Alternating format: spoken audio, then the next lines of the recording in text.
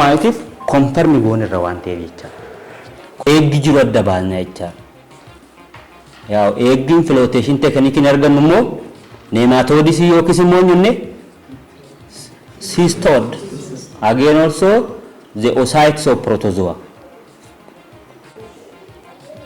Maqaan koo Gosee Badhaasoo jedhama. Leenjaa kolleejjii Nageellee Arsii kolleejjii Balata'oo Nageellee Arsiiti. Departmentii Animal Healthtiin jechuudha.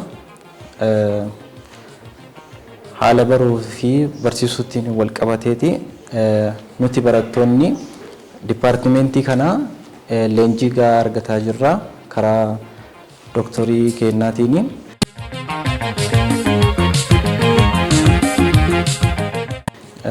Leenjii gahaa argataa jirra. Kolleejjiin kunis ammoo haalota baay'ee nuuf mijeessuudhaani meeshaa yaalii laboraatoorii tokko tokkos nuuf mijeessuudhaani leenjii gahaa argataa jirra. Barnoota keenya irratti ammoo bifa piraaktiisiitiin illee akkasuma tiyooriitiin illee haala gaarii ta'een baranna. Zahraan Saidin jedhama. Animal Health level 4 irra jirra amma. Jalqabaa kaanee haga ammaatti haala gaariin barachaa dhufneerra. Amma immoo level 4 eebbifamuuf fuula kana dura jirra. Ani gara fuula duraatti kilinika mataa kiyyaan qaba. An akka kootti fiildii kana baradhee ba'ee kan mataa kootii dhaabbadhee hojjechuuf ni danda'a. Namoota of jalatti qacaree hojjechiisuuf illee karooraan qaba gara fuula duraatti.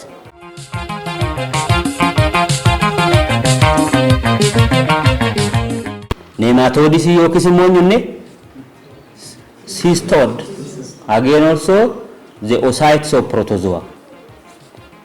Wanti tiyooriidhaan baranne idduma sanitti ammoo yaalii piraaktiisiitiin geggeessina akkasuma hin baranna. Kanaaf haalli barnoota wal baruuf barsiisuutiin jiru gaariidha. Haalli baruu barsiisuu baay'ee gaariidha. Haga ammaatti wanti barataa jirru haala gaariidhaan barachaa jirra. Baay'ee gaariidha jedha. Asirratti ammoo nuti illee ammoo barattoonni departmentii Animal Health kana barannee gara fuulduraatti ammoo jireenya keenyas karaa kanaan fooyyessuudhaaf karoora guddaa qabannee jirra. Barnoota kana erga xumurree booda gara hojii dhuunfaa keenyaatti akkasuma karaa garaagaraatiin hojii uumannee jireenya keenya gaggeeffachuudhaaf karoora qabna. Maqaan koo Dr. Elias Galaanan jedhama. As kolleejjii Balata'oo Nageellee Arsii keessatti leenjisaa yookaan instructor departmentii Animal Healthiti. Nuti Animal Health leenjisuun yeroo hedduu beekamoo ta'a. Maaliif Animal Healthiin fayyaa beelladaa eegnee beelladarraa production arganna. Production kanneen akka milkii, kanneen akka eeggii, kanneen akka miitiin kun fayyummaa namaatiif illee waan baay'ee barbaachisaa ta'eef dursa fayyummaan beelladaa eegame then after public health illee akka improve ta'uuf kan hojjennudha jechaadha. Walumatti nuti aga ammaatti ijoollee hedduu leenjisnee bahaneerra. Ammallee leenjisaa irra jirra.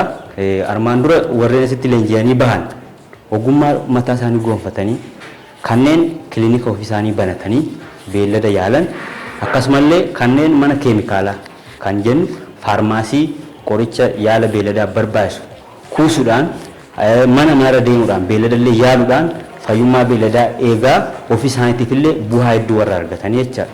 Kanaaf ogummaan kan barannee ogummaa sana ittiin practice goonee hojjennee ofii keenyas jijjiirree hawaasa keenya jijjiiruudha malee barannee kaanee qofa hojii kan eeggannu miti jechaadha.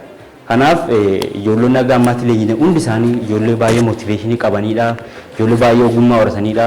Tiyoorii qofa miti kan nuti barsiisnu practically akkamitti akka hojjetamu qaqqabatanii bira ga'anii ilaalanii erga adda baasanii booda ga'umsa ogummaatiin dhumarratti goolabanii gara hojii dhuunfaa isaanii yoo barbaadan hojii tokko tokkollee qacaramanii hojjechuu hin danda'u. Kanaaf kolleejjiin keenya Animal Health barsiisuu irratti faasiliisaa hunda guuttatee kan qophaa'eera. Warreen departmentii kana dhuftanii join gootanii barachuu barbaadan faasiliitii hunduu isinii guuteera waan ta'eef argamtanii ogummaa kana barattanii jireenya keessan jireenya hawaasa keessanillee ittiin jijjiiruu hin dandeessu jedha.